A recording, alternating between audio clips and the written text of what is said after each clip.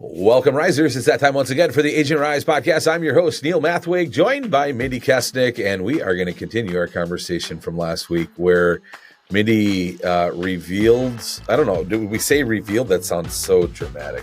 But yeah, let's use some dramatic. Mindi revealed her one of her worst years, but also one of her most growing years. And we want to talk today about how do you move past something like that happens in your life that's very traumatic and life-changing, and how do you grow from it? And like you said last week, you don't want to waste the struggle, right? That struggle that you went through was something that you could either sit and focus on all of the bad, or you could look for what's going to come. And you clearly said, from this situation, only good things are going to come. As hard as it is to say it in that moment, you spoke that, and you are seeing the fruits of that. Now, in order to go there, in order to continue to advance in whatever we want to advance in life, we always have to release the old version of ourselves, or those old habits, or those old things that continue to become present in our life because we just repeat whatever we know, and those habits just become ritual in our life, and we continue to live the same life because we live it without intention. And maybe you have done this with excellence, and watching you as a friend and as a colleague, it's just exciting. Well, thank you. It was not easy, and there were definitely good days and bad days, and there were a lot of emotions. There were some days that I was really angry about different things, and then I had a lot of moments of pure gratitude and all of those things.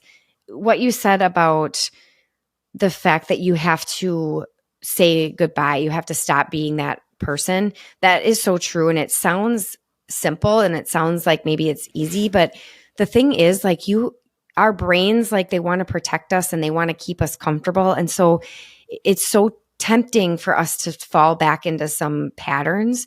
And so in order to do that, to really stop falling back into the patterns of what we used to do or what we used to respond with or whatever, I have caught myself many, many times since that being like, no, that is not what I do anymore. That is the old version of me. And I'm not doing that anymore. And it's like you have to have this conversation. You almost have to get in a rhythm of coaching yourself through some of these moments, because I had been living as a people pleaser and an overfunctioner probably from my early childhood.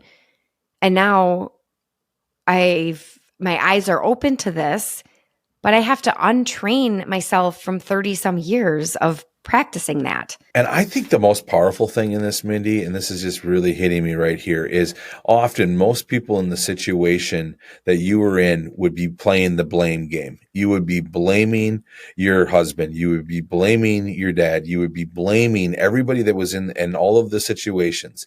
But instead, you didn't blame anything. You instead looked internally.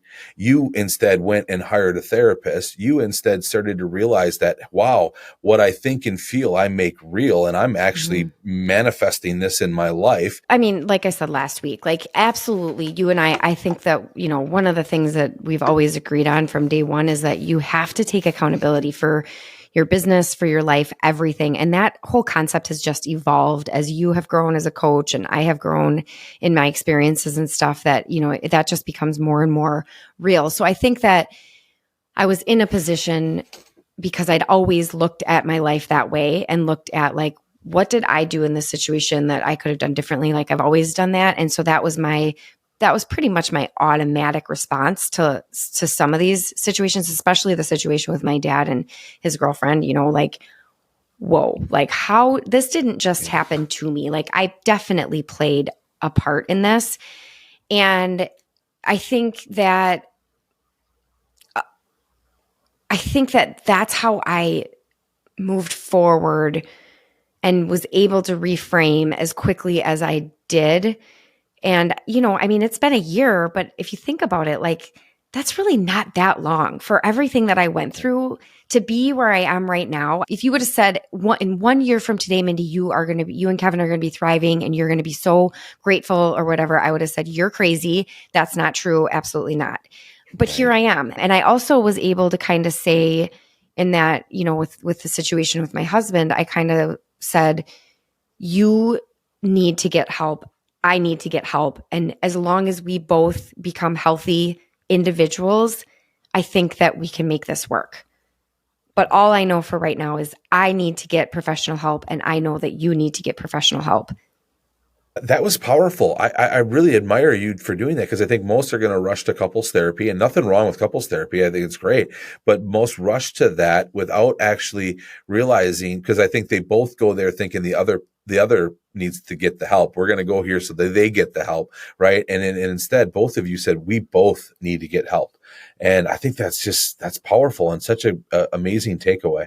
When I was on Dustin's podcast, he asked a really good question about, did you think you were happy? Like, did you think that you and your husband had a really strong marriage before that? And I said, yes. At the time, I thought that I did. And now I look back and I'm like, I didn't. We didn't, because we were both kind of like relying on each other and blaming each other and, all of that stuff for our whole marriage, just like that back and forth thing that I think most marriages do. And that's why, again, I'm so grateful for what happened to us and what happened in our marriage, because now we've learned that not to do that. Like I don't count on him for my peace and my happiness, and he doesn't do that either. Like, we are both much healthier individual humans, and that's how we all should be showing up to our marriage and all of our relationships. It's just not what most people are taught to do, and it's not what most people actually do. And this is like, and the other thing that's gold is that we've been very honest with our children about this whole thing. And so now our children have such a different foundation from, I feel like, 99.9% of kids that grow up in whether your family is together or your family is broken. Most kids do not get to witness a huge like earthquake in a marriage and in a family and get to witness it all put back together in a healthier, stronger way than ever. That is so unbelievably powerful. And I, in raising our kids, we've homeschooled, and our kids are with us nonstop. And then we went RVing, and we're in a 400 square foot box on wheels. And the kids are with us every moment. And we thought that was going to be just like, what are we doing? This is crazy. This is not going to work. To it being, it's the glue. I mean, we are so transparent in our family and so open, and it is, they see our struggles. They see us battle. They see us grow. They see us, get in tune with ourselves. They see us. I mean, I'm just constantly sharing what I'm learning. Our kids are learning to take control of their thoughts and doing things that I could only imagine that I would ever do. Like, I'm learning to do it now, and they're learning to do it in their teens. And it's just so powerful.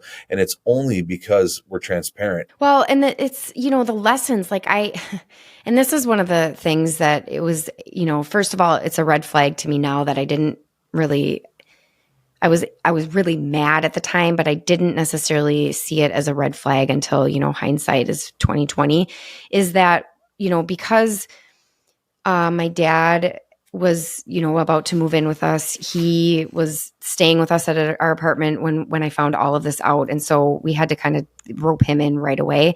And he suggested that we lie to our kids. Like that, we don't tell them that Kevin's business, had this debt.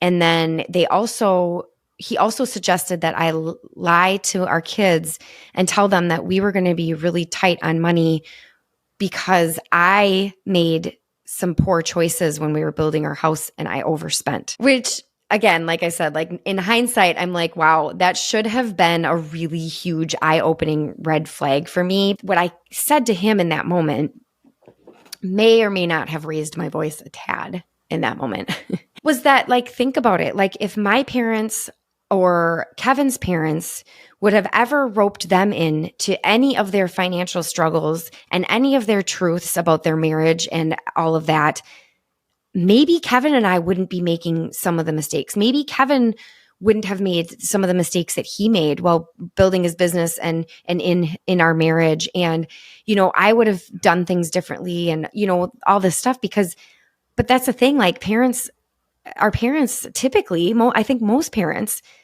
they hide, they don't fight in front of the kids, they hide these things. And then kids grow up and they get married and they don't know how to deal with conflict. They don't know how to treat their spouse. They don't know how to rectify a situation or take accountability or anything. And so, obviously, there are certain conversations that we have without our kids, certainly. Right. But we also are not stealing the opportunity from them to learn these lessons well before they are in a position to be a spouse. Right. Or a parent. Yep. Yep. Yeah. And it's learning with us, and I often too, there's our kids teach us things. And I think that we often forget that they're here for us just as much as we're here for them. And, there's just times that because my kids are in an open conversation, my wife and I learned something. Jenny and I are like, wow, I never looked at it that way. And it's an eye opener. And it's because we have that open dialogue. And it's because and another thing too with that open dialogue is you're always learning together. You're, one of the things that Jenny did early when we started homeschooling, because I was freaking out about homeschooling. I'm like, what are we doing? Are we going to be able to do this? And Jenny said, there's one thing that we have to teach them. We have to teach them to want to learn. If we can teach them to want to learn and to desire learning, we're going to be just fine. And so she worked on that and taught them that, if you're going to go learn something, you're going to want to learn it. If you want to learn it, you got to like it, right? So what do you like? What do you want to learn about? And what are you excited about? And then they just keep learning and learning and learning. And then that hasn't stopped. It hasn't stopped. They constantly want to learn and they constantly want to get better. And I give them dad talks all the time, and it's probably, often they're like, okay, Dad, I get it. Enough is enough. But then there's times where you can really see they're embracing what I'm teaching them, and then they're applying it, and then they're teaching me things from what they're applying. And it's just magical. And all of that would be for naught if we lived that private and we swept things under the rug and we didn't open up and we didn't talk about things. And so I hope that is an encouragement to anybody that's listening to this. Yeah. And that, that kind of reminds me too of some of the conversations that Kevin and I had about me starting to open up and share this, because he's just generally a more private person than I am. Like, I am an oversharer. That was one of my struggles with him last summer, before I even knew anything was going on. Obviously he was living in this, he was this shell of a human, because he had this big secret, and he was really struggling, and I didn't know why, obviously, but I knew that he would, it was like I was talking to a brick wall, and here I am oversharing. I'll have a thought that I'm embarrassed about, and I'm going to tell him about it, because I tell everybody everything. I am an open book. I'm very honest and transparent. It's just the way that I've always been. And so now that we are where we are in this situation, I felt like it's time to start sharing this story, because it will encourage other people. It will help other people. And he and I have been having a lot of those conversations, because he does, to some degree, did want to just keep it all private, because he doesn't know how it's going to be received. He's a business owner. It's, it's scary, especially when you're not somebody who wears your heart on your sleeve and overshares like I do. And what I keep trying to tell him, and, this was really awesome. At one time he said to me, well, it's easy for you to share because I'm, it's my weight. It's my thing that I did wrong. And I'm like, yes, but you also get to be the hero. You also get to be the hero in this story, because you did not just say, I made a mistake and it's all your fault and I'm out of here. You got a therapist too. You have been putting in the work. You've taken accountability. You've shared with our kids. You also get to be the hero, because he could have gone one of two ways and I could have gone one of two ways. And thankfully we both went the same way. Yeah. But what I'm trying really hard to help him understand, and I think he's getting there, and I think that really someday he will like understand this on a much bigger scale, is that I believe I was put on this earth to help and motivate and inspire other people through everything that I've gone through, whether it's let me help you with your real estate career because I've maybe been in it a little bit longer and I've experienced, I'm just a little bit ahead of you and I can help you. Whether it's in, kids, I have teenage kids now. I like lots of my friends have younger kids and I can speak to them about my challenges and struggles very honestly and openly. And, I've always felt like my role here on earth is to help others through my challenges. And I think Kevin is getting there. I think he's starting to recognize that because as we've started to open up, I cannot even tell you. I mean, you can imagine how many people have reached out and said, thank you for sharing your story. I've been through something similar. Like, oh my gosh, I resonated so much. And like, oh my gosh, I was in tears the whole time I was listening. Like everybody that I talk to is like, thank you, because we all feel alone in our problems and in our struggles and in our big secrets that we have, that we think that we're the only ones going through something like this. And all of a sudden you hear somebody else's story and you're like, oh my gosh, I'm not alone. Like, oh my gosh, it's going to be okay. Like they did it. We can do it. They, all of a sudden have hope. And that's like, I didn't go through all of that to not provide any hope for anybody else. Right. That would be such a waste. And that's what I mean by don't waste the struggle. Like we have to use it not only to make ourselves become more authentically who we are and just grow and become these incredible people that we were designed to be, but also to just lift people up left and right around us and share those struggles so that they can learn and they can grow and gain inspiration and motivation from them. It's so powerful. I always know that there's a reason why you're going through something, right? And that reason is always for the greater good. It's always something good's going to come out of it. And when you're in the middle of it, you never can believe that. You can't imagine anything good coming out of the situation.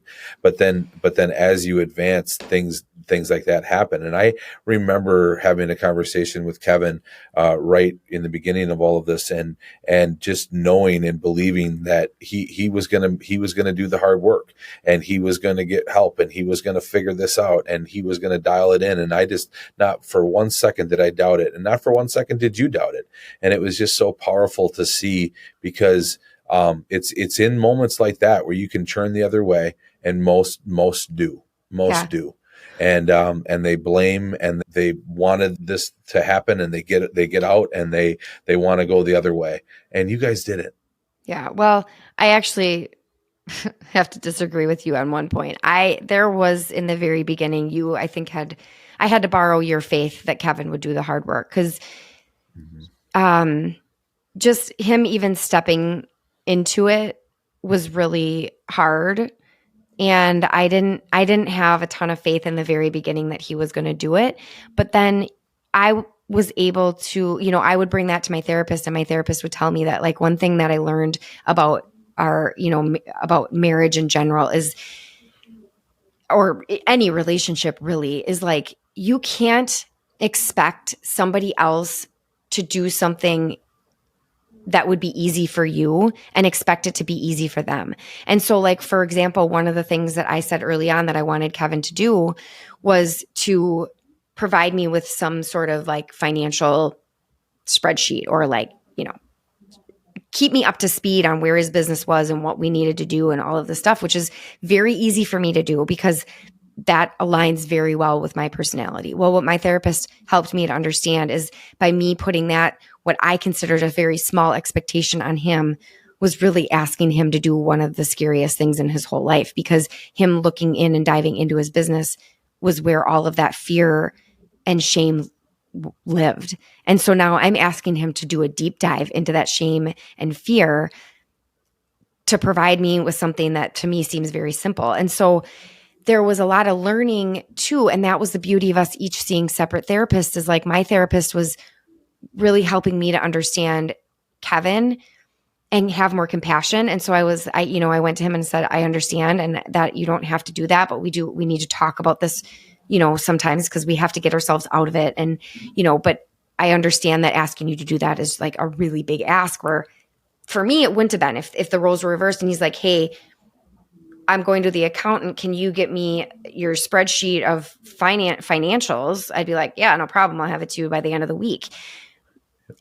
I can't expect because it's easy for me that it was easy for Kevin. So in the beginning, I didn't realize that like by asking him to get a therapist and asking him to bring me financials, which were my two big things that I needed him to do for me to keep going in our marriage, that I was asking him to do these like really big, scary things. And so in the beginning, I was like, he's not going to do them. And it wasn't until I kind of reframed and we talked about what needed to happen and how he felt he could successfully get there, that I was then like very confident that he will do the hard work.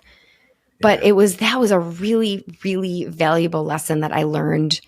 That, like you just think like, why is my expectation as a wife, this is not a huge expectation, Mr. Husband. Like, why can't you just do this? I'm sure we've all thought that or said that to our spouse.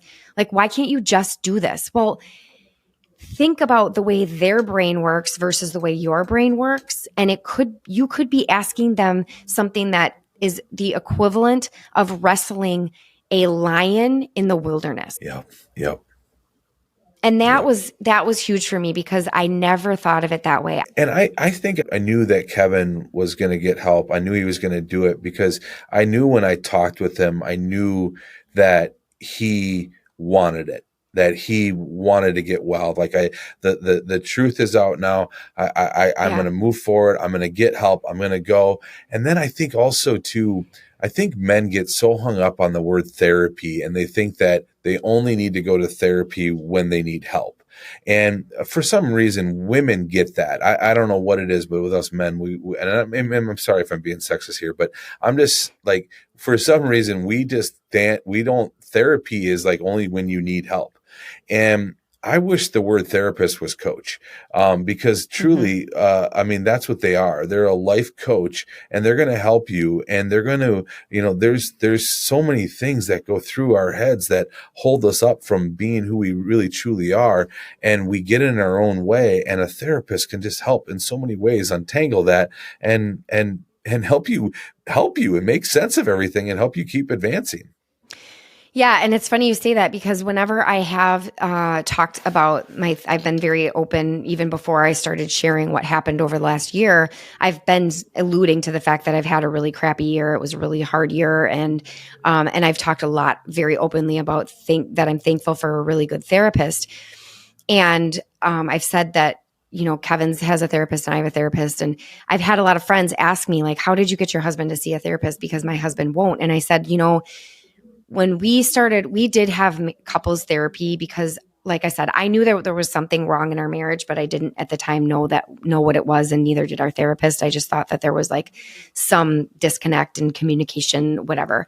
And so when I originally told Kevin I wanted to start seeing a couples therapist, and like I said, this was way before anything that I found out of anything.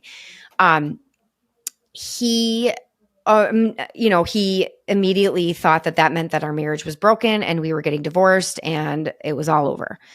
And the way that I explained it to him, and I've explained this to a lot of my friends and they've found a lot of success with this, is I said, when I hired my real estate coach, like I couldn't afford you. I was in such a low point in my business that I couldn't afford a real estate coach, but I also told you and I told my husband that I can't afford to not have a coach.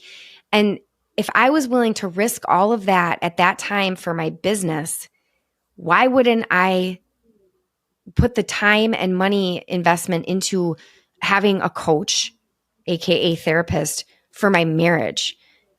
Because I only risked that monthly payment for a real estate coach because my real estate business was super important to me. And I wanted to learn from somebody who knew more than I did. And I look at my marriage the same way. Like, even if we're doing well, I want to have a third party to just give us advice and make sure that we're tracking and and maybe hold us accountable to going on dates or whatever it may look like. Cause you're exactly right. When I explained it that way to Kevin, and I really said, like, look at it as a coach.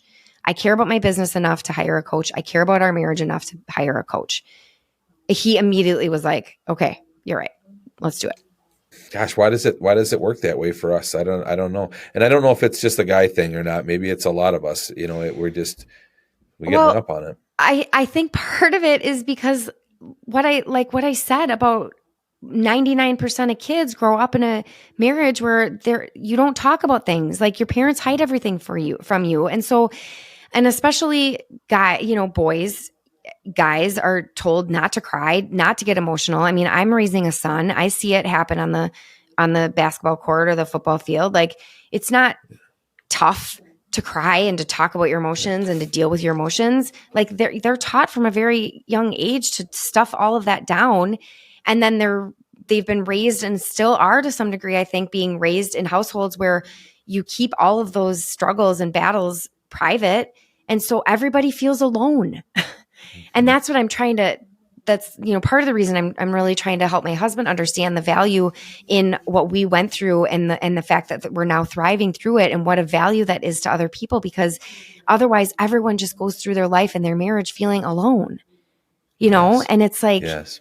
we can either participate in that and keep our secrets to ourselves and keep our struggles to ourselves, or we can break those chains and we can stop that generational curse, and we can pull our kids in, pull our family members in, pull our friends in, and then really start to, like, coach and encourage and motivate and inspire other people to do the same.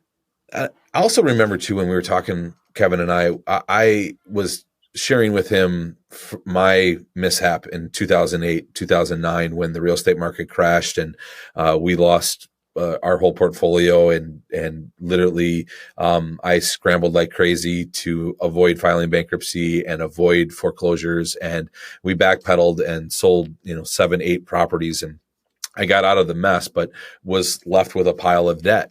And that debt lived on for a long time. And I was $264,000 and plus interest. And we paid all of that down. And it was like all the time that we were paying that down, I was constantly reminded of my mistake, and constantly reminded of I was beating myself up instead of building myself up.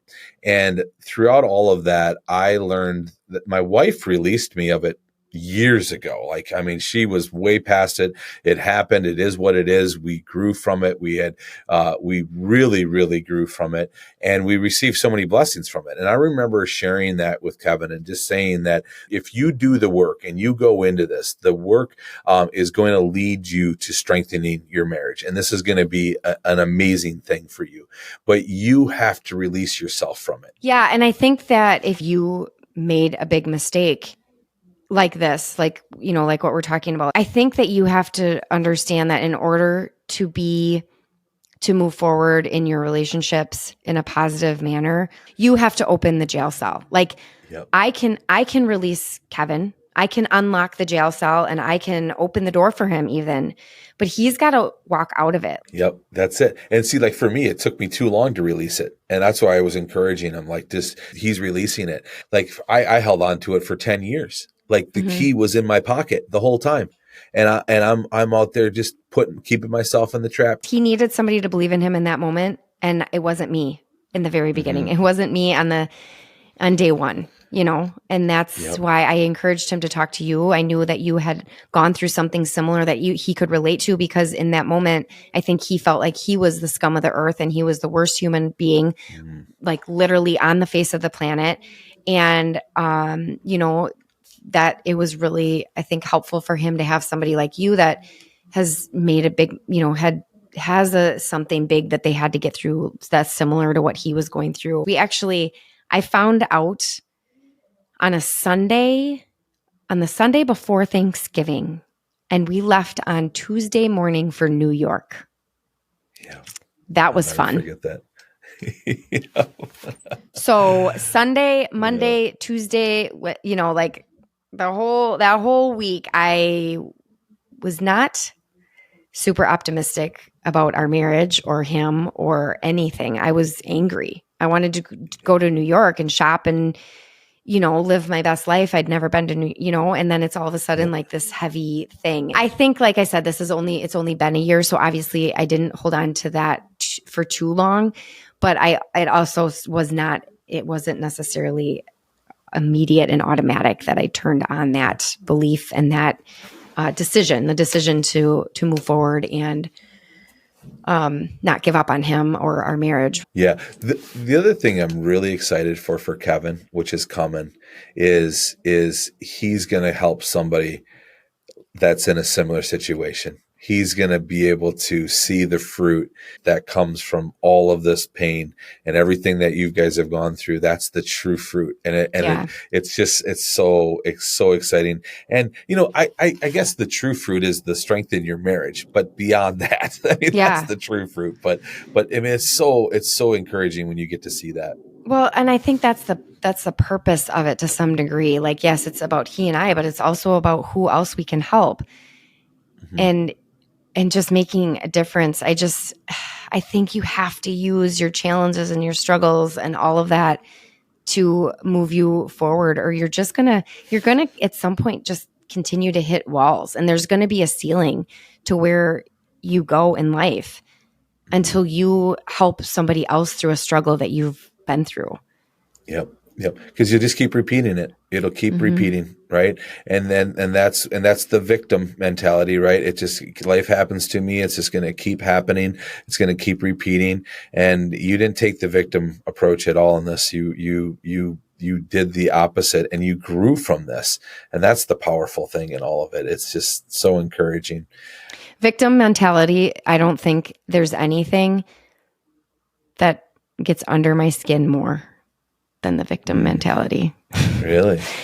Yeah. Just a side note. Like I saw that come out a lot with the situation with my dad and my girlfriend. I got blamed for everything, and they were, she was the victim in all of it. And I was just like, I cannot tolerate that, because either you have a victim mentality or you hold yourself accountable when you need to be accountable. Like, you can't be both. And so I've always